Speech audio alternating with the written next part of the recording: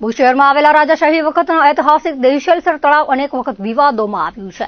આ તળાવમાં ફરી જળકુંભીએ કબજો જમાવ્યો છે. અગાઉ મશીનરી દ્વારા પાણી ઉલેચીને જળકુંભીને તળાવમાંથી બહાર કાઢવામાં આવી હતી, પરંતુ ફરી આ જળકુંભી ઉગી નીકળતા જાગૃત નાગરિકોમાં નારાજગી ફેલાઈ છે.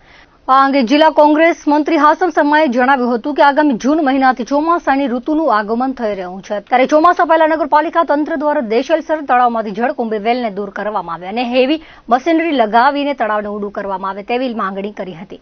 વધુમાં જણાવ્યું હતું કે આ તળાવમાં ગટર મિશ્રિત પાણીના કારણે જળકુંભી વેલ ઉગી નીકળે છે. આ ગટરના પાણી ક્યાંથી આવે છે અને આ તળાવમાં શા માટે આવી રહ્યા છે તેવા સવાલો કર્યા હતા. સુધરાઈ તંત્રએ તેનું સંશોધન કરીને તાત્કાલિક ધોરણે જળકુંભી વેલનું નિરાકરણ કરવામાં આવે તેવું ઉમેર્યું હતું. તેમણે વર્તમાન શાસકો દેશલસર તળાવની સફાઈ કામગીરીમાં ઉદાસીન વલણ દાખવી રહ્યા છે તેવા આક્ષેપો કર્યા હતા.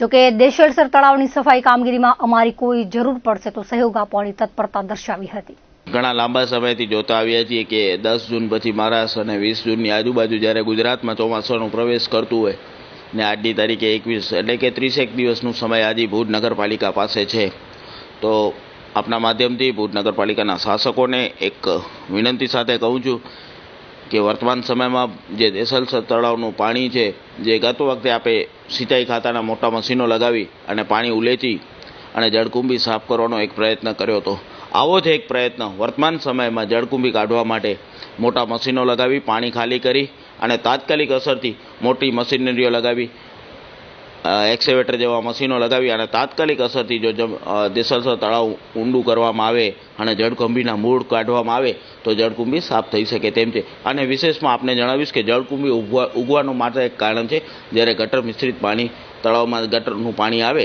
ત્યારે જળકુંભી ઉગતી હોય છે. તો ગટરના પાણી શા માટે આવે છે તેનું સંશોધન ભુજ નગરપાલિકાને દેશલસર તળાવ ખાલી કરી અને ગટરના પાણી ક્યાંથી આવે છે, એ પાણી કેમ બંધ કરવું તે જોવું જોઈએ. હું આપના માધ્યમથી એમને કહીશ કે ગત વખતે તમે જ્યારે દેશલસર તળાવ ખાલી કર્યું ત્યારે તમને દેખાણું નહીં કે ગટરના પાણી ક્યાંથી આવે છે. એ જો ગટરના પાણી બ્લોક કર્યા હોત તો આજે આ હાલત ન હોત.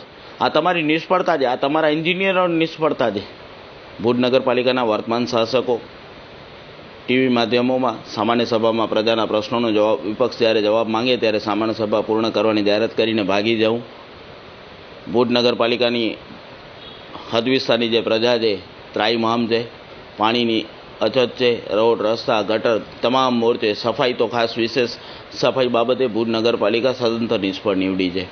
આપના માધ્યમથી આવા શાસકોને કહીશ કે ભુજ જે દેશલસર તળાવમાં જે ગટરનું પાણી આવે છે તે ભૂકંપ વખતે જીયુડીસીએ જ્યારે નવી ગટરોનું નિર્માણ કર્યું ત્યારે દેશલસર તળાવના વહેણમાંથી ગટરનો લાઈનો પાથરી આવી લાઈનો તાત્કાલિક અસરથી શોધી અને લાઈનો શિફ્ટ કરવામાં આવે તો આવનારા સમયમાં અમે એક જાગૃત નાગરિક અને એક જાગૃત પ્રહરી તરીકે હું એમને સૂચન કરું છું કે તમને ક્યાંક શાસનમાં અવ્યવસ્થા થાય અને તમારું અનુભવ કામ ન કરતું હોય તો અમારી પાસે અમારા વિરોધ પક્ષના નેતા અને અમારા સૌ નગરસેવકો જે અમને અનુભવ છે તે અનુભવના આધારે આપણે મદદ થશું અને ભુજનું દેશલસર તળાવમાં ફરી પાછી જળકુંભી ઊભે નહીં અને આપણે સૌ ભુજ નગરપાલિકાનું બ્યુટિફિકેશન કરી તળાવનું બ્યુટિફિકેશન કરી અને ભુજની પ્રજાને સુપ્રત કરીએ.